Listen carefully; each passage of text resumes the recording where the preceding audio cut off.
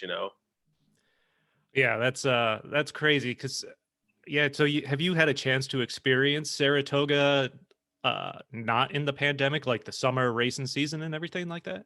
Only as a tourist, only as we'd come Oh, up with okay. this, we got married here in 2011.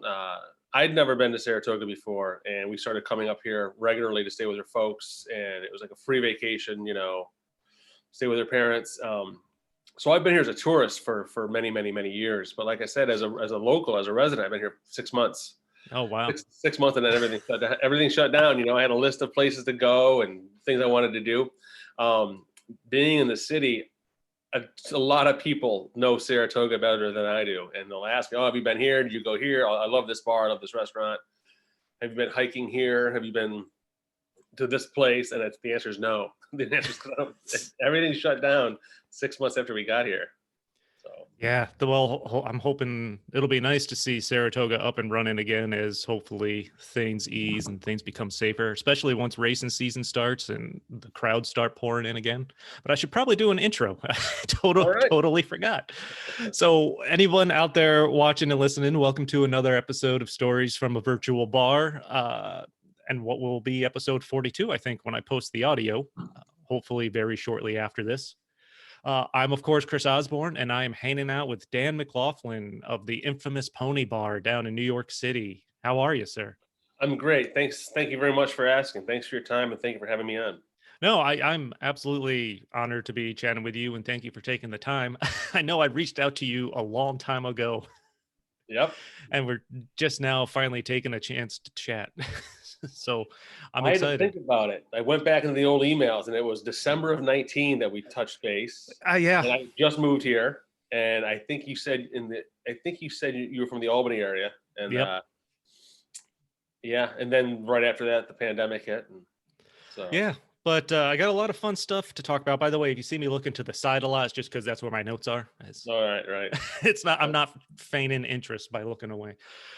What are you drinking? I noticed you sipping on something there. I am right now drinking Greenpoint Beer Works, beautiful Greenpoint, Brooklyn. They recently expanded from a 5-barrel system to a 20-barrel system. They lost their lease. They relocated. They're still within the Greenpoint neighborhood of Brooklyn.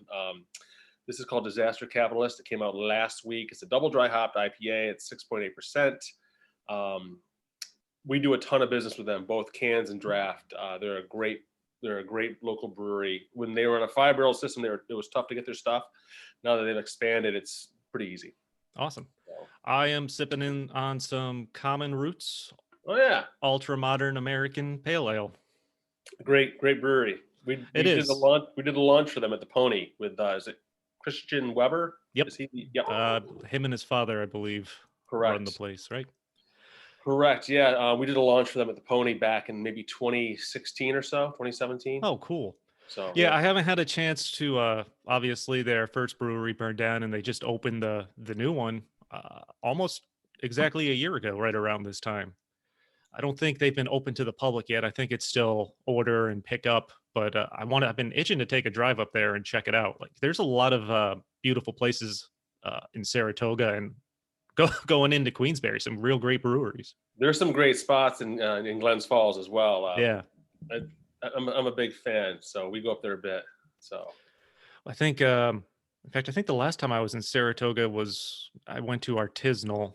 Right. I believe they recently relocated. Yep. Yeah, I haven't been to checked out their temporary tap room in Wilton yet. But yeah, Artisanal was always one of my favorite places to stop at. I've had Kurt on the podcast a couple times. Super nice guy. And one of my favorite things about them was if you don't go up there for a while, they have a whole different beer menu the next time you're there. Yeah. I don't know what kind of system they're on, but they do a lot of stuff.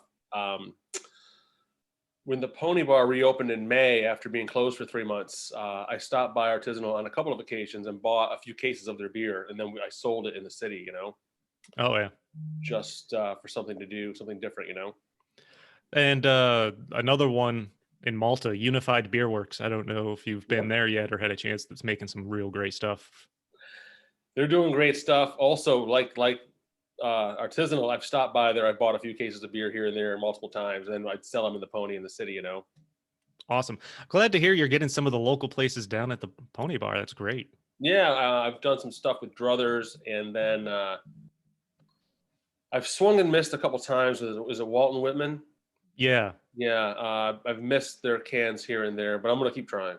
So, I've only had a chance to try one of their beers so far, and it was fantastic. And they're getting some good recognition too, from what I've been seeing online. So yeah, everything I've had from them, the few things has been very, very good. So I like to pick up cases here and there, and then just sort of drive them down to the city, and then we hand sell them. It's cool. awesome. I know so I'm excited not only to have you on. April's a big month for me. This is 3 years I've been doing the podcast this month. So this is kind of kicking off my little 3-year celebration. I've got something in the works every weekend this month. We're doing this virtually, but next week I am actually going back to an on location episode, and I could not be more excited because That's I great. haven't done one since November when I Okay. was talked to Dave Gardell from the Ruck in Troy. Okay. Sure. And because obviously all the COVID cases started to trend upward, and my girlfriend has asthma, so I didn't want to take the chance, of course. So I started cranking stuff out at home, which has been cool. I've been drinking more when I do it. Yeah. Yeah. Yeah. Yeah. It's funny being up here now after being in the city for the last quarter of a century, because you have to drive everywhere, so you can't, have a few and then find out you got to go pick up the kids. Yeah. You got to sort of taper it a bit. Yeah. So doing that, this is hopefully the last virtual edition for a while, and I can get back to on location stuff. In fact, I'll be going to Mixed Breed Brewing in Guilderland. That's has their grand opening in 2 weeks. So I'm going to be hanging out with the owner next weekend at the brewery to record an episode, hopefully release that along with their grand opening. That's great. Shout out to Josh Casano. Thanks. Says congrats on the 3 years. And my buddy Aaron, who's watching too. Yeah, but it's been mostly virtual episodes for like the last year, really, since the pandemic kicked in, because that happened, and I wasn't sure what I was going to do with the podcast, because part of the feeling I go for is to try to get some ambiance and like background and the on location stuff, which of course also helps promote the business for whoever I'm talking to. But so I've got more stuff planned this month between talking to you. So a couple live streams, virtual happy hour on the anniversary of the first episode, which will be on the 23rd or the 24th. And even more exciting, I'm finally going to get my first vaccine dose tomorrow. So I'm pretty stoked about that. Congratulations. Yeah. Moderna or Pfizer? Pfizer. All right. I had the Moderna. Have you had both shots yet? Yeah. The first Moderna, I was fine. I didn't miss a beat. Everything was great. The second one put me down for about 2 days. Wow. Yeah, I've heard the Moderna second dose has been a little more vicious than the Pfizer one. Yeah, supposedly that means it's working. That's supposedly. I've heard that too. It means you're getting the fever and the cure in the same dose, So. Yeah. So, yeah, I talked to you when I emailed you about the podcast shortly after I came home from a day trip from the city, actually. Okay. So I had gone down. It was first time I had actually been to the Pony Bar. But I had gone down to talk to Jack McGarry, one of the owners of the Dead Rabbit, for the podcast. Funny enough, me and him had a common acquaintance who had hooked us up. So I was going to go down, chat with him. It was December, and I had actually never been down to the city in Christmas time. So that was cool. Best time of the year. It was awesome. Living in Schenectady, it's only a 2.5 hour train ride, but I've always gone down, usually summertime. But I remember asking for recommendations on Facebook because I wanted to at least fit in a couple of places I haven't been before, because McSorley's is someplace I always try to stop when I'm down there. Yep. So I ended up stopping at the Dead Rabbit. Of course, Jack had to reschedule on me after I got down there. So I didn't record a podcast that day. So it was a day of just riding the train and stopping for drinks. Yeah. That's almost every day in the city if you want it to be, Oh, yeah. I had a blast still, but I stopped at France's Tavern down there, which I had never been to. That was a cool environment, and just great spot. Yeah, great just spot. trying to wrap my head around like just the history of the building and how long that's been there. That was mind blowing. Mm-hmm. Yeah. Did you get a chance to try their porterhouse beers that they brew in Ireland? Yeah. Yeah. It was really good. I'd have to look back at my Instagram to see which one I had, but I don't remember.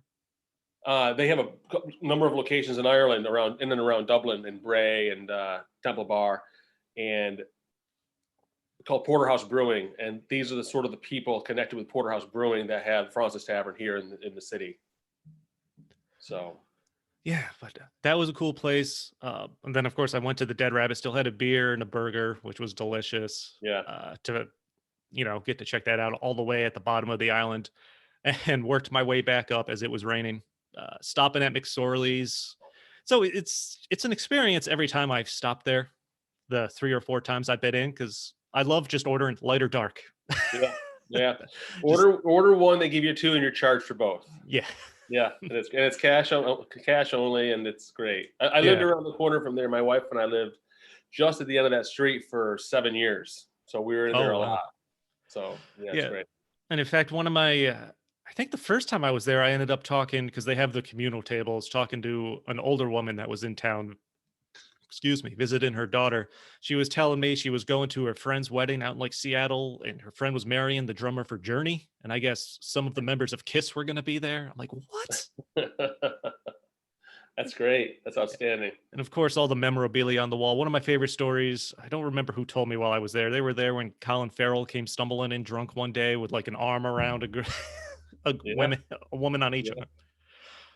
And then I'm a big Rangers fan, so I love hearing about the Rangers, like when they won the cup and brought it to McSorley's and ended up damaging it. Yeah. When they won the cup in 1994, they brought the cup to what is now the Pony Bar. Initially, in 1994, that was a place called the Blue Moon. Oh Blue wow. Moon Cafe. It was a big Rangers hangout. The main investor in the chain of Blue Moon, so there was one in Chelsea, one on the Upper East, one on the Upper West, one in New Jersey, one in Rockland County. 5 Blue Moon locations.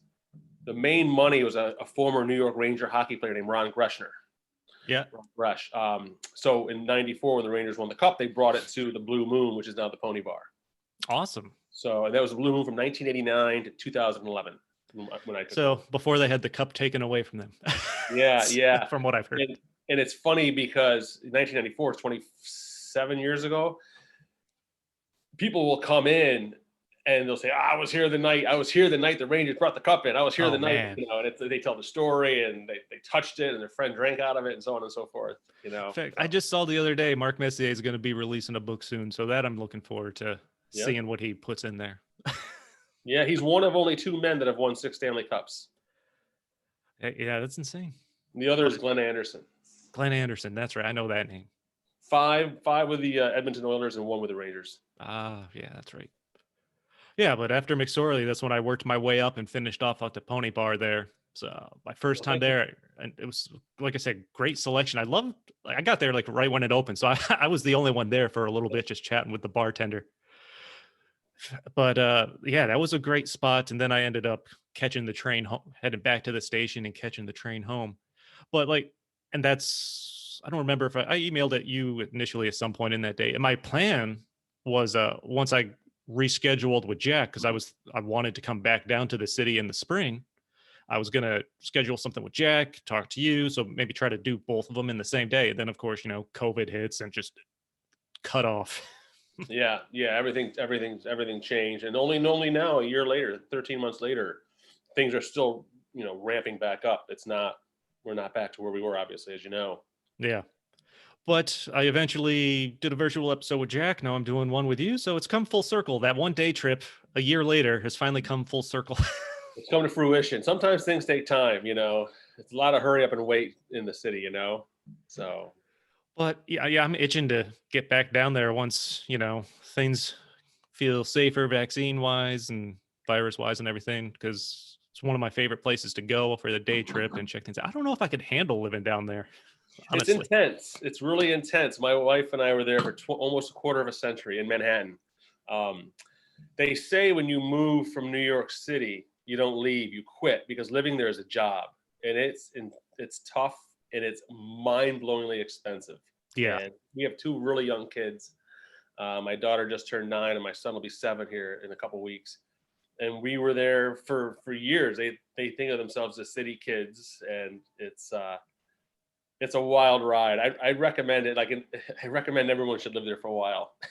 What was the adjustment like for your kids then, going from that kind of environment to something they're not familiar with? It was great. It was great because we have we were in your traditional, what's called a 2+2, 2-bedroom, 2-bathroom apartment. 1,100 square feet, high-rise building. And now we have our own yard. We have a huge yard. We have a big house, and we're all spread out. And even though it's not a big house, it's a big house to them because what we had, but Yeah. it's not a big house, but it's a big house for them. So they've adjusted really well. They're in a school right here in town, and people have been really welcoming. What I've learned in the 18 months I've been here is that there's a ton, not a few, not a lot, a ton of people like me that commute to the city weekly. It's a it's lot. crazy to hear about. How many people actually do that? Everyone loves the being there, but they also try to live outside of the city. We were looking in Westchester and Rockland. We looked in spots in New Jersey. We looked in spots in Long Island, but we really, like, my wife is from up here, and we knew our money would go farther, and we just wanted a different lifestyle, and I guess we found it. So, but the kids have adjusted really well. My wife, we're doing fine. Everything's great up here. Awesome. So, How often are you going down to the city then?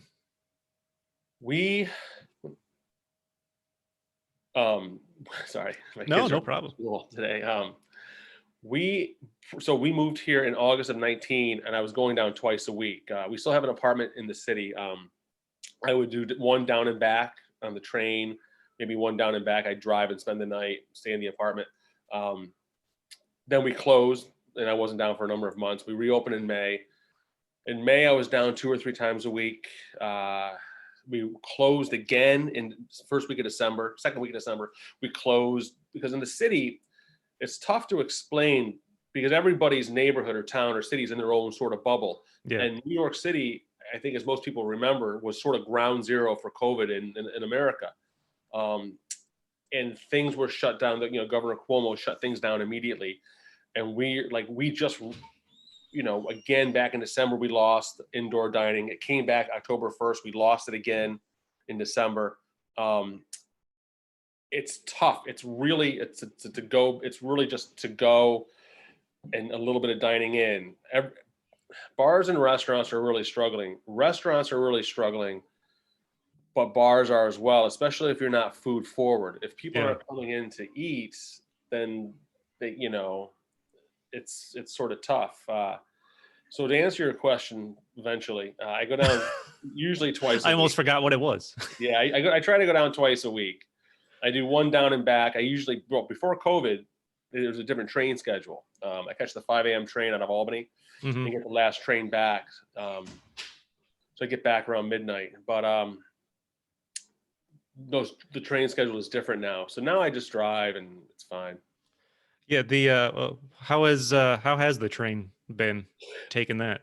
Vacant. It's deserted. The last time I took the train was February of 20, and I took it again for the first time in October of 20.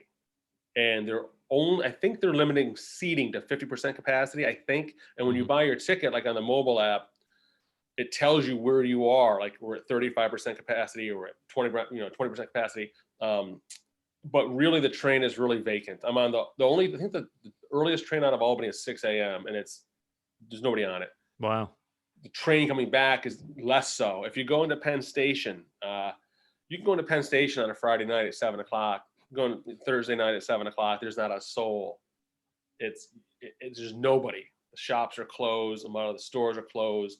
Jeez. Pizzerias are closed. It's like me, a homeless guy, and Krispy Kreme donuts. And that's it. And then you get on the train and you wait to go home. It's desolate and it's barren. It's very, very quiet down there. Wow. So. Yeah, I can imagine. I mean, obviously being in a big city like that, it's something you really only see if you don't already live there. You've only seen in TV where, after there's been some kind of apocalypse or something, just like the eeriness of a giant city like that being empty. I mean, is that really what the most eerie thing is when you're there? Just as so many less people out? The quietness, especially in the evening, because right now we still have a 11 p.m. curfew. But that's not 11 p.m. last call. That's 11 p.m. Our store has to be vacant. Yeah. We do last call for food at 10 p.m. We do last call for food at drinks at 10:15, because the store is supposed to be vacant except for employees by 11 p.m. So we have to close earlier, and the streets are very, very, very quiet. You know, it Wow. used to be you walk out of a bar at 1 or 2 or 3 in the morning, you grab a slice, you grab falafel, you hit the pharmacy, you go to the deli. Everybody's closed, everybody's locked up, and it's very quiet. Um, Yeah, that's like I said, I've only gone down to visit, so not living there, but that just it sounds hard to grasp my head around with the experience, just with the experiences I've had there. But Yeah, it's very different. It's going to be a long time before the city comes back as to what it was. Certain neighborhoods will bounce back sooner than others. Heavily residential neighborhoods, certain neighborhoods in Brooklyn and Queens, the city will bounce back sooner. But certain neighborhoods like Bryant Park, Times Square, Herald Square yeah. are going to be quiet. I think quiet for quite some time. Wow. So you spent 20 years down in the city. Are you even from New York? Where are you from? I am. I'm originally from upstate as well. I grew up Oh. about an hour north of Syracuse, near in Oswego County. Oh, okay. I'd usually go with my family. We like to go up to the Thousand Islands in the Oh yeah, summer. So sure. basically Everybody go to does. Syracuse and then go up until you hit the border. Yeah, I'm just north of Syracuse, about an hour, Oswego County. But yeah, I bartended all through college for years and years, and then decided to move to New York City in '97 or '98. So '98. Yeah. What was the motivation behind that move? Just wanted to experience big city? Couple things. Primarily, I followed a girl there. That was the main reason for me winding up in New York City. I followed a girl to New York, and I followed a girl out of New York. It's it's been very beneficial to me. I don't know why the analogy just popped in my head of moving to the city seems like a great day. The next great day is leaving. Like when you buy a boat, that's a great day. And when you sell your boat, it's a great day. Yeah, yeah.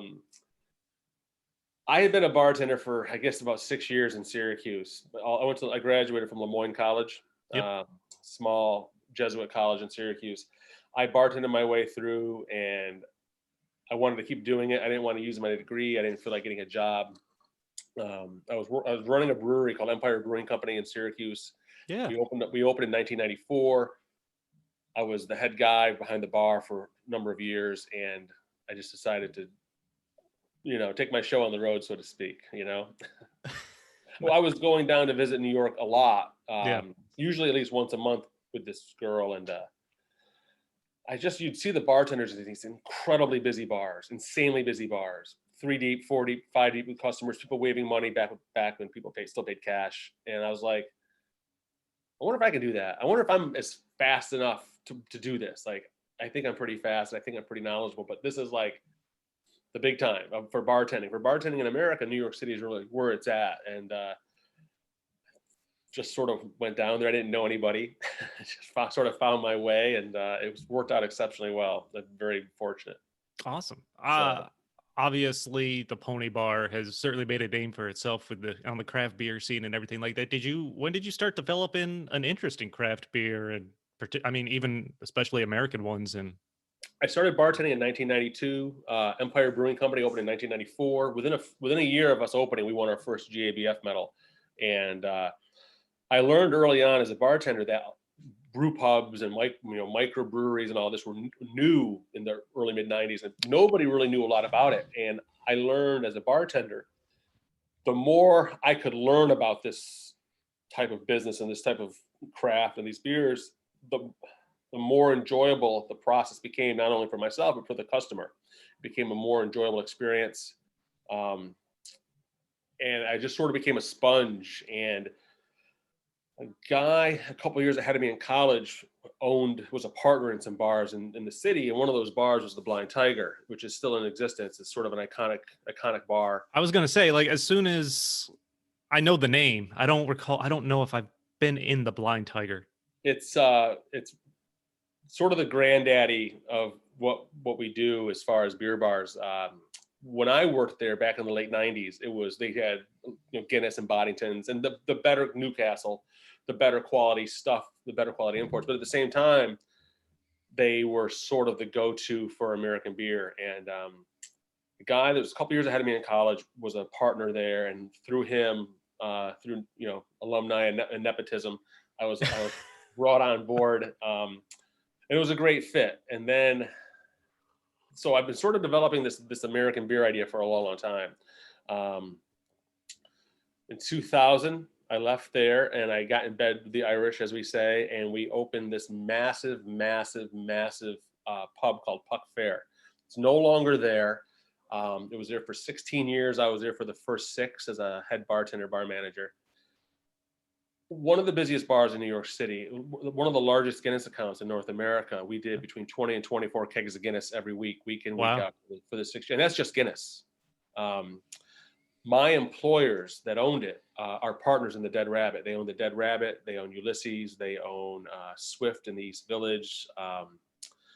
Some other properties as well, some other concepts. But they're sort of, sort of the go-to guys for Irish pubs in New York City. Yep. So I did that for 6 years. That was amazing. And I got all those merit badges. And then I got a partner and we opened our first bar in Hell's Kitchen. It's called Lansdowne Road. I was there for 11 years. It's gone now. It was there for, I think, 15. I was there for the first 11 as an owner and partner. Yep. But once we opened that, I had always been into this idea of American beer. And it wasn't even craft beer. It wasn't even micros. It was American beer. And it was my belief then, and it's my belief now, all these years later, that some of the best beer being brewed in the world is being made right here in our own backyards.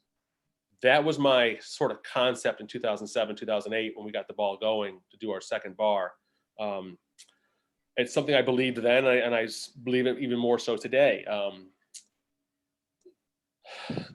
So in 2008, we signed a lease. At the time, I had a business partner. We signed a lease in Hell's Kitchen to do the original Pony Bar, and we opened in 2009, and we took off like a rocket ship, and it was incredibly successful.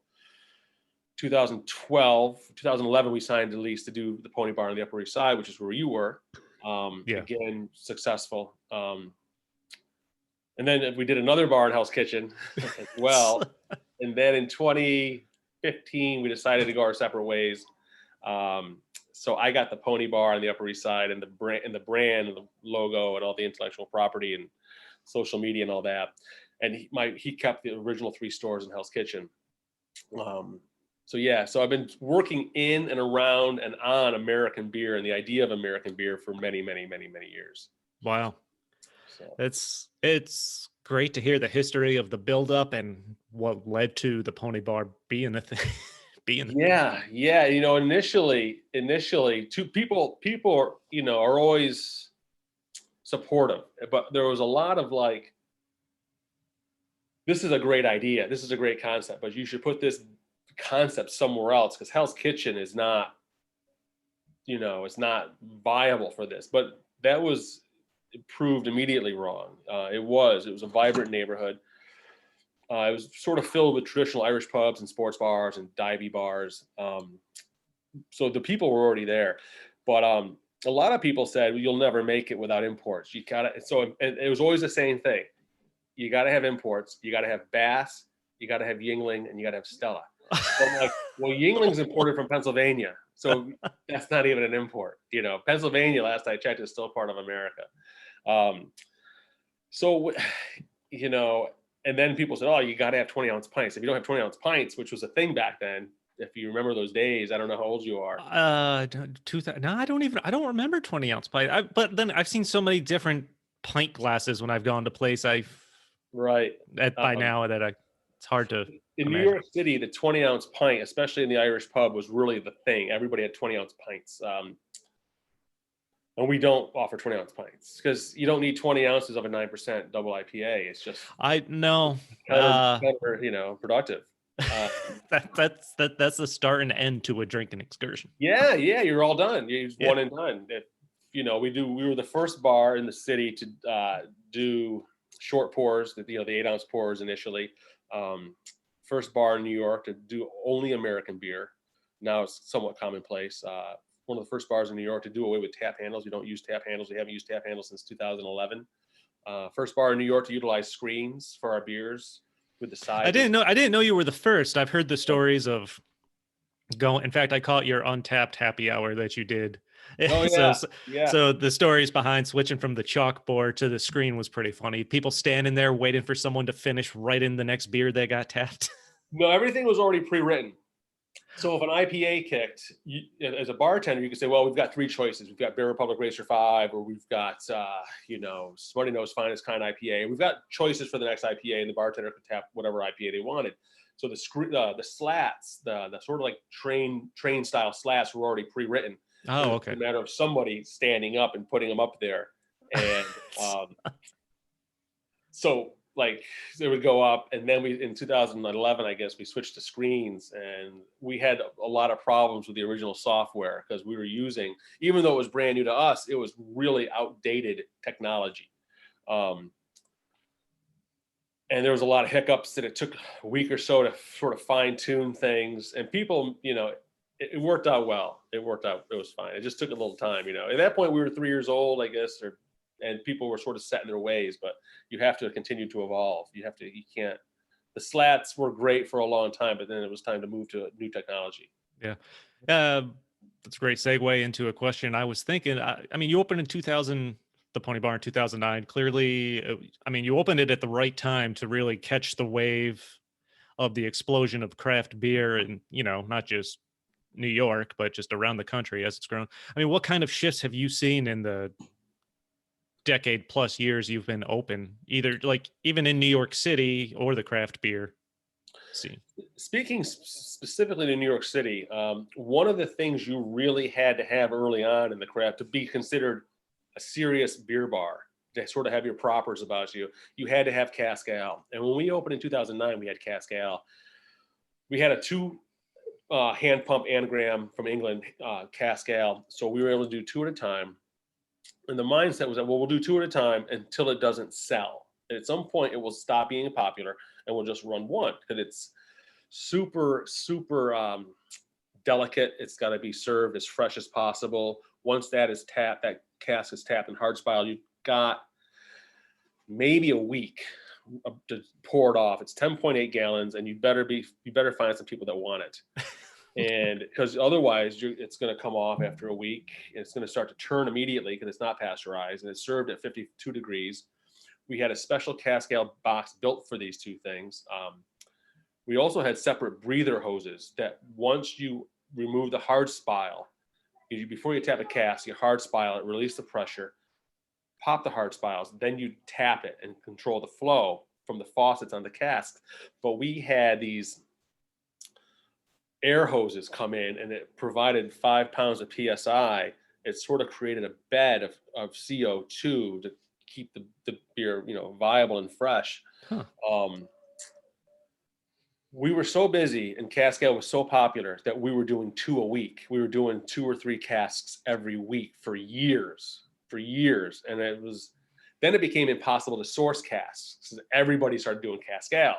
Sports bars started adding cask ales. Irish pubs were adding cask ales. Everybody was doing cask ales. So now you can't find cask ales. So then I went out and bought my own cooperage. And then I would take my cooperage that I bought these casks for about $160 a piece. And I would mail them all over the country. I'd mail them up to Maine, and Sebago or Shipyard would fill them. I'd mail them to Vermont. Long Trail and Otter Creek would fill them. I'd mail them to California, and Bear Republic and Knee Deep would fill them. So then we'd get them back, and they were incredibly popular. And then around 2015, less popular, and then less popular. So we started doing 1 cask at a time. And then casks became available again because everyone had stopped selling them at this point. And I stopped mailing my casks around the country. And by 2018, we simply pulled the plug on it. We would tap a cask, we'd get 12 pints or 16 pints out of it, and then we'd have to dump the rest. Wow. It's just stopped being a viable thing. So that's one of the big changes. You had to have cask, and now nobody's doing casks. Excuse me. That's one of the big, one of the things that comes to mind initially. The other big thing is the importance of having local beer. When we first opened locally, there was 6 Point, there was Brooklyn, there was Chelsea Brewing Company. There was like 3 breweries in New York City. Single Cut came on the scene a bit later, but it didn't really matter to have local. Now everything is local. Everything is, you have Other Half, you have Threes, you have Grimm, you have Interborough, KCBC, you have Fifth Hammer, you have Greenpoint, you have I don't know how many breweries are in New York City. 60 maybe in the 5 boroughs. You have It's Killsborough, Van Island. You have a ton. they're Torch all Brown.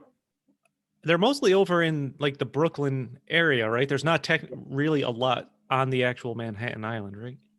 Manhattan just got their first brewery back since the 1990s. It's called Torch and Crown. I've seen the name. Their beers are quite good. They bought the old Chelsea Brewing Company in the Bronx. They were doing production out of there. They were doing all the Common Roots kegs after Common Roots had the fire. Yeah. Oh, Um, wow. so they have a big system in the Bronx that they bought, but they opened down in Soho maybe a month or two ago. So it's the first working brewery in Manhattan since Chelsea Brewing Company stopped brewing in 2014. So about 7 years. Wow. I didn't Um, realize it's been that long. yeah, it's been 7 years. So the emphasis on having local is really important. And first, people wanted beers from Colorado. They wanted beers from California. They wanted beers from Vermont and from Maine. They wanted it from these brewery hotspots. But really, the emphasis and then local became Albany or Syracuse because it's from New York State. And then all of a sudden, now Captain Lawrence in Westchester isn't even really local. It's hyper local. It's that's the second thing I've seen. Another thing I've seen is the price of kegs has skyrocketed. When we first opened in 2009, keg of Sierra Nevada, $125. Keg of Long Trail, $114. Keg of Lake Placid Ubu Ale, $125. Now kegs, other half are $300, $320, $340. Damn. Threes, Grim. A lot of these kegs, especially Grim, and I'm not calling out names, and I'm not trying to, isolate breweries for their. I'm not trying to criticize anybody on their pricing, but No. a lot of breweries, a lot of these kegs are upwards of $300 or more. So that's changed.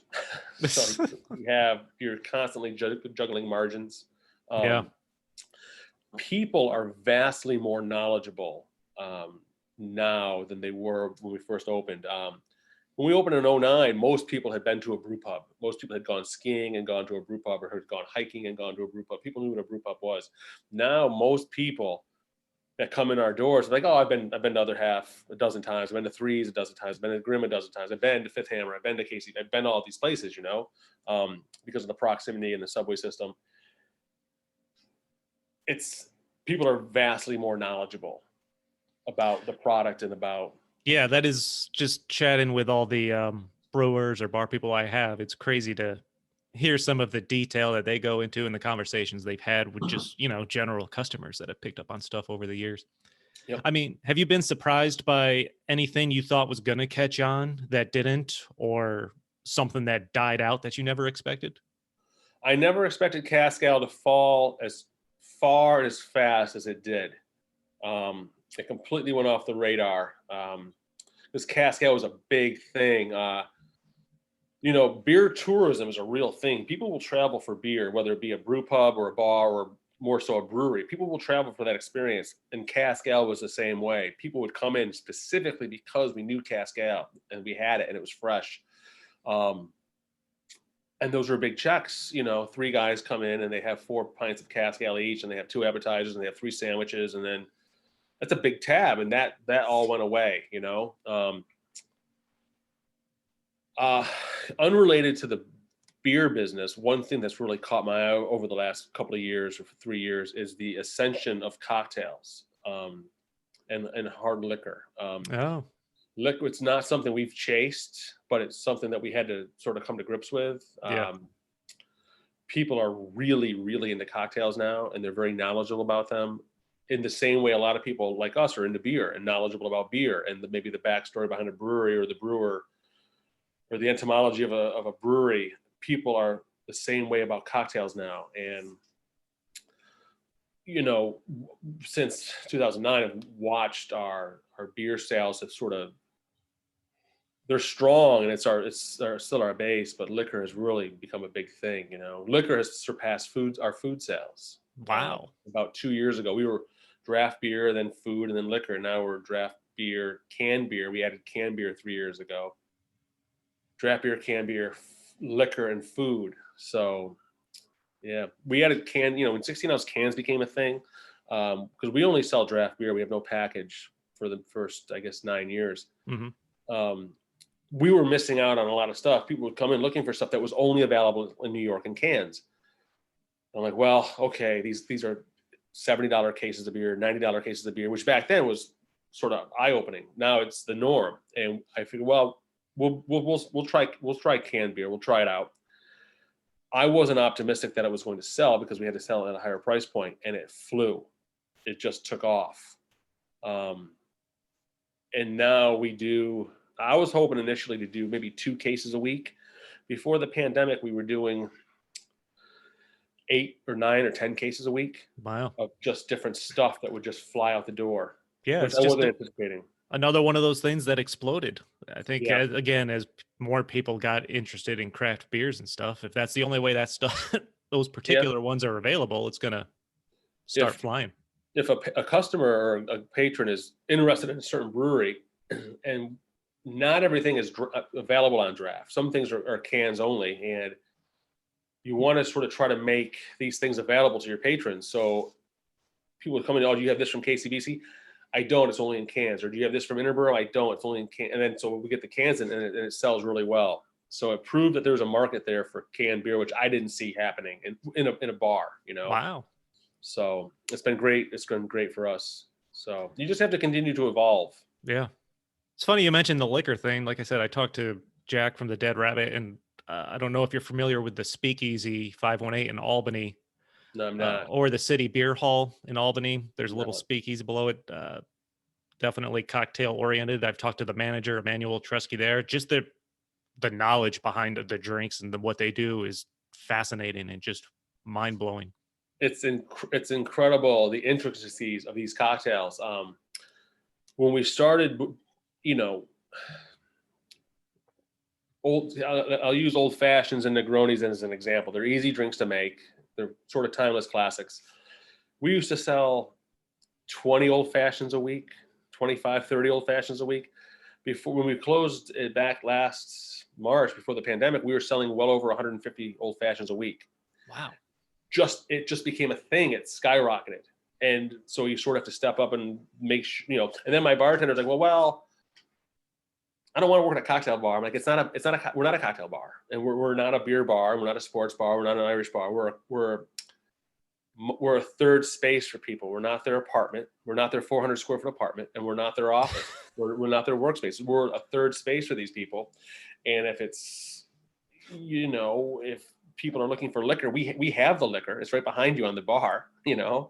So let's rise up and, you know, let's do it. So how'd you end up with the Upper East Side location? In the separation, you mean? Well, I mean, what was it about that location that you said this is a good spot to open a Pony Bar? The bar that was there was for sale, and had been for sale for a long time. And we had this idea at the time. For the first, I guess, 11 years, I had a business partner, and the Pony in Hell's Kitchen was so successful that we thought we could take it on the road. We thought we had a concept that would travel and a brand that had strong recognition.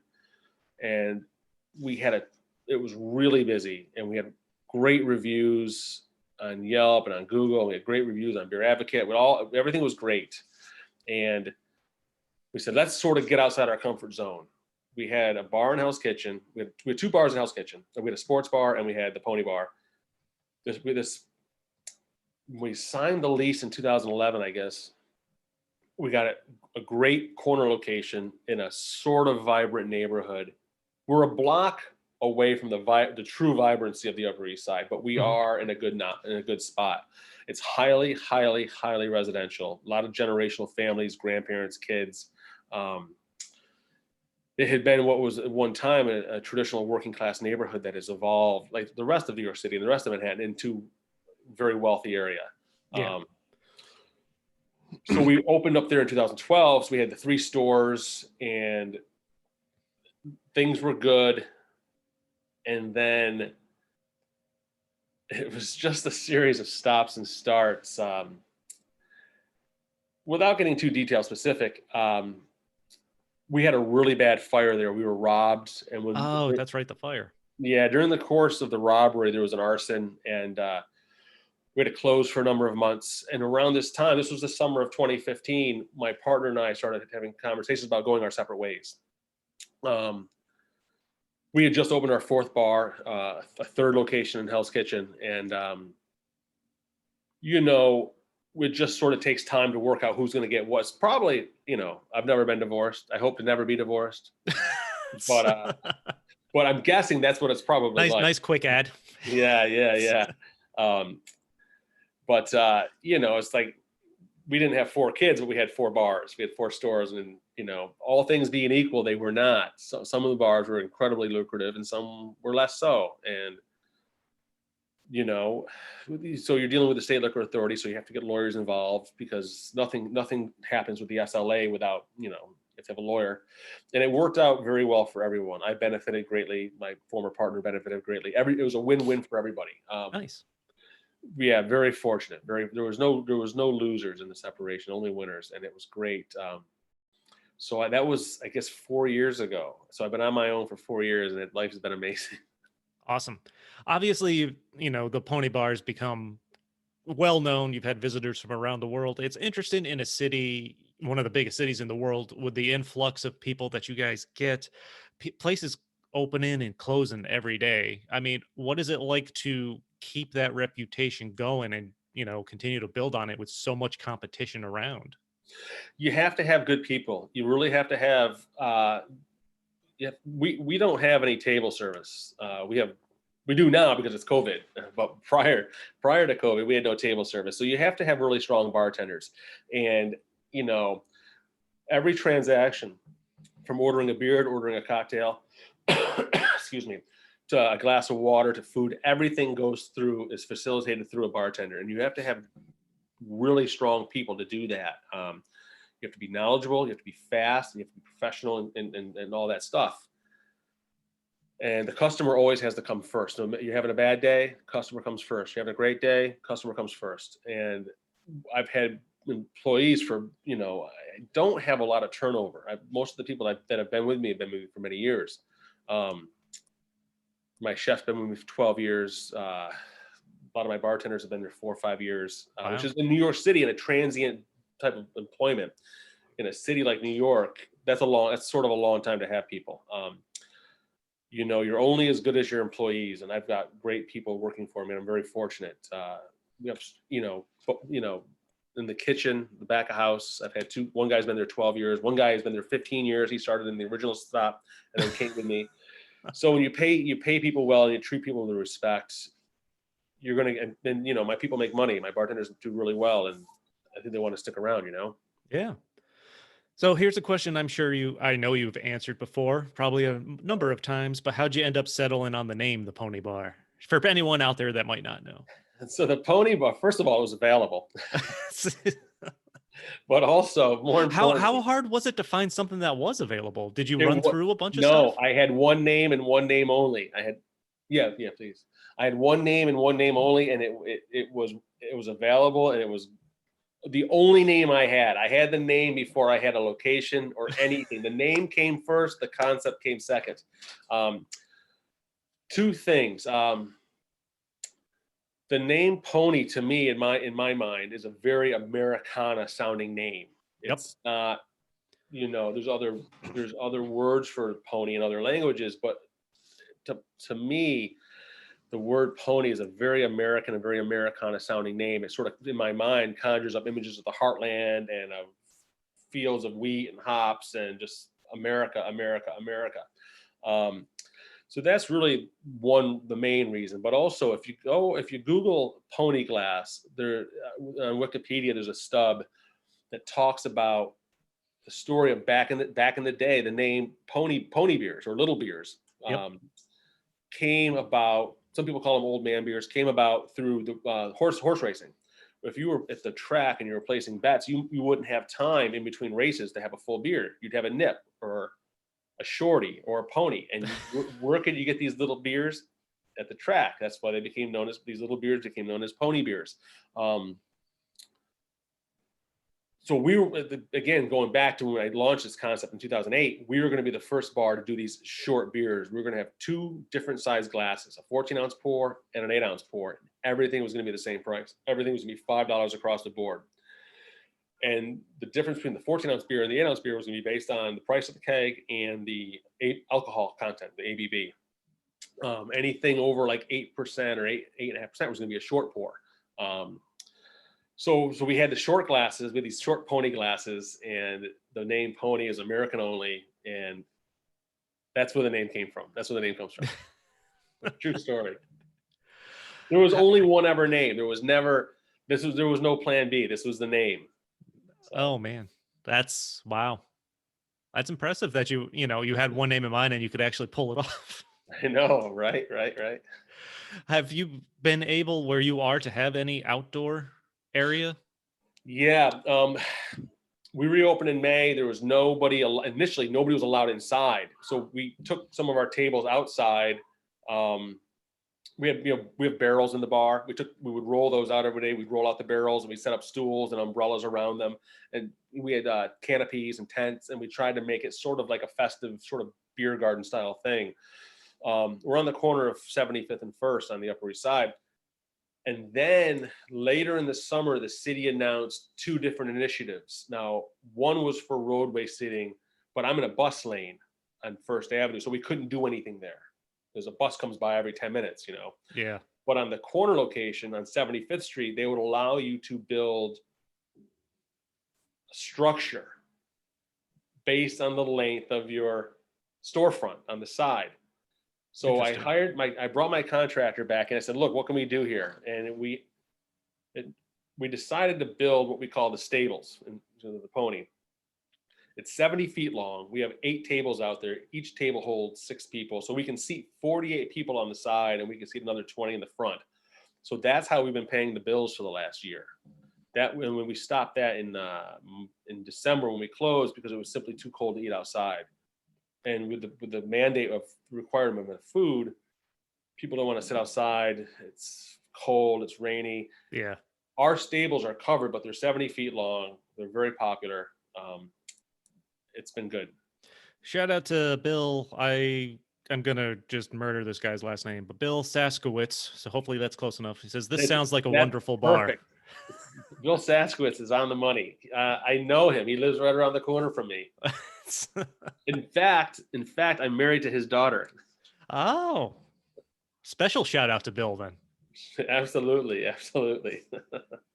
It's been fascinating to see how restaurants down there have evolved, trying to adapt the outdoor seating and what the city has done to allow them to basically cut traffic off to so many streets for them to have a chance to set up outside. Very much so. A lot of places that have closed since the pandemic is because their landlords would not work with them. I'm only in business, despite my best efforts, despite all the pivoting and changes that we've had to do. I'm really only in business because my landlord has agreed to work with me. And he said, look, the more I see you try, the more we'll work with you. And he saw that we reopened in May, then he saw the outdoor seating. Then in August, when we built the stables, they've been incredibly generous with concessions. Otherwise, like thousands of others, I would have been closed by now. So, are you still able to kind of maintain that community aspect with those tables, or is it more of a reserve type thing? It's definitely isolated because you're isolated to within your group to the table. There's no table hopping. There's no, I want to go talk to that guy. I want to talk to that girl. Yeah. That's all sort of gone away for the time being. In the past, I had a sports bar for 11 years. And the first 6 years we were open, we bought a permit from the city for outdoor seating. It's called a cafe license or a patio license. The first 5 years, I think we paid the city like $5,000 to have that license. Wow. And it's good from April 15th to October 15th. You have to close down by like 10 p.m. during the week, 11 on the weekends. And then the last year we had it, it was like $9,000. And it didn't become viable. So we released it after that last year. So the city is not charging anything right now. Right now, the city is like, go build what you want. It's free. So everybody is taking their PPP money and buying tables and buying additional bar stools and buying barrels and building these massive outdoor sheds, It's and I am super curious to see how it plays out. If things become more safe, of course, the more people get vaccinated, hopefully run this virus out of town, how much of that can stay and how well it works afterwards. There's already been some pushback in heavily residential neighborhoods within the city about these sheds. Most people call them sheds, patios, cafes, because they're taking up, like I took up 4 parking spots. Oh, yeah. Parking's not easy to come by. No, and these are sort of quasi-free parking spots that you can come and go from. They're not metered parking. So when I started to build mine, and some cars weren't going to leave, and finally I convinced them to leave, you know. But yeah, it's at some point they're not going to be there forever. They're not going to be there forever for free. That's for sure, you know. Yeah, I as much as I love going to the city, I never drive, and I won't. I just always the train straight down. Driving in the city is great. It's easy. I mean, you just get used to it. It's like doing anything else in life. You just get used to it and you go from there, you know. So we had a car in the city for 23 years, and we just drive wherever we ever. Kids had play dates down in Soho, we drive, or we'd go to the playgrounds in the village, we drive, and you know, just find parking. Awesome. So I thought a fun way to start wrapping things up, I'd love to hear about some of your being in the city, as long as you have, either weirdest, like I can't believe what I'm seeing, or most memorable moments from running the Pony Bar. One of the, you know, the craziest thing I've ever seen, and I saw it twice, was in Hell's Kitchen. One of my employees was outside smoking a cigarette, and she came and says, "Hey, I think you need to see this guy." I said, "All right." So I come out and I see a guy. She was that guy down there. And I see a guy roller skating, not rollerblading, but roller skating. And he was wearing white slacks. And he had long hair, but pulled back in like a long blonde ponytail. He was older than me. He's probably, I'd have to say this, in his mid-50s. Roller skating in white dress slacks with a ponytail is not strange. That's not strange. You can see that anywhere. This guy was covered in massive, massive white rats, and they were moving about his body. Live rats? Live rats. They were not mice. They were massive white albino rats. And he was roller skating, and now I'm blown away. I've seen. Wait, I automatically pictured this guy shirtless. Was he wearing a shirt? He's completely shirtless. That's why I said he was only wearing white slacks. Okay. He had nothing up top. He was. How were the rats even staying on him? He was rollerblading around between 10th and 11th Avenue, and that means rollerblading around, in case you're watching at home. Covered in massive white rats, huge white rats with even longer pink tails, and it was mind-blowing. And I'd never seen anything like it. And we were just, my bartender and I were just mesmerized by it. We, you know. And then like a year went by, or maybe more than a year, and I saw the guy again. I saw the guy in the same exact spot, wearing the same exact white dress pants, with the same massive white rats, and they were crawling around him as he skated by. It was really surreal. Oh. I have an aversion to mice and rats, so that's probably why that jumps out at me. I shook just thinking about having a rat crawl on me. It was nasty. They were not mice. They were not moles or anything. They were massive, massive. They were obviously house pets. They were obviously domesticated, that he had probably raised, you know. I guess I would hope so. I don't know how much better that makes it. Yeah. But shout out to Joe Charnews, who joined the party. Lady says, but Dan. Yeah, Joe Charnews is a Pony Bar All-American. He is actually from what's next to Scotia Glenville? Is it Burnt Hills Round Lake? Yes. That pretty much just north of it, if I'm not mistaken. I think that's where Joe is from. He lives in Chicago now, but he used to live in the city for many years. Him and his wife and 2 kids moved out to Chicago. He also has a podcast about monster movies and stuff, horror movies. It's very popular. Nice. I actually, my buddy Aaron, who's local, Aaron Sturdivant, does a horror podcast, Horror with Sir Sturdy. And we both chip in. We do another podcast called Popcorn and Pints, where we drink and talk about movies and nonsense. All right. In fact, I gotta watch 2 movies later today for our show tomorrow. I'm watching Twins with Arnold Schwarzenegger and DeVito, and Caddyshack. So it's gonna be a fun show this week. Caddyshack, I could probably quote to you. You know, I haven't seen it in so long. I'm looking forward to having a few beers and sitting back and relaxing with it. What are you drinking right now? I'm still drinking my Common Roots. All right. But I have a bunch of Sierra Nevada Pale Ale, just classic clean pale ale in the fridge that I'll be sipping on. Sierra Nevada has a new rep. He lives in Malta, and he's great. He's great. Sometimes I'll send him a text and ask him if he can drop off any samples. Well, last I haven't talked with Scott Veltman, the brewer over at Indian Ladder Farms yet, but I know they were at one point going to be working on a collab with Sierra Nevada. I don't know what the status of that was or if that's still coming to fruition. I hope it is because I'd be curious to have that. Yeah, Indian Ladder, they do cider as well, right? Yep. Yeah, I think we've done some of their stuff with cider. I haven't seen their beers in the city. Yeah, Scott's a great brewer, makes some great stuff. I can't think of their trailer IPA has been one of my favorites from there that I've had. That's good stuff if you come across that. And their Superstar, I think Right. IPA. That was good. Those were some good beers. I haven't had everything, but good stuff. Do you ever get any free samples? I occasionally get, some free beer here and there. Yeah, free beer is the It's best beer. it is. It's my favorite beer. Free beer is my favorite beer. But I enjoy beer is kind of the backbone of the podcast. Like one of my favorite things to do, one of the reasons I started is I like just drinking and talking to strangers, like sitting at a bar, striking up a conversation, learning something mind blowing about what they do or a crazy story they have. Yep. And that's kind of what I've tried to model the podcast after. And it's been super fun. I've gotten to know a lot of great people, learned a lot about beer. I'm still by no means any kind of expert. I don't think I have the palate I need to have to really distinguish between stuff.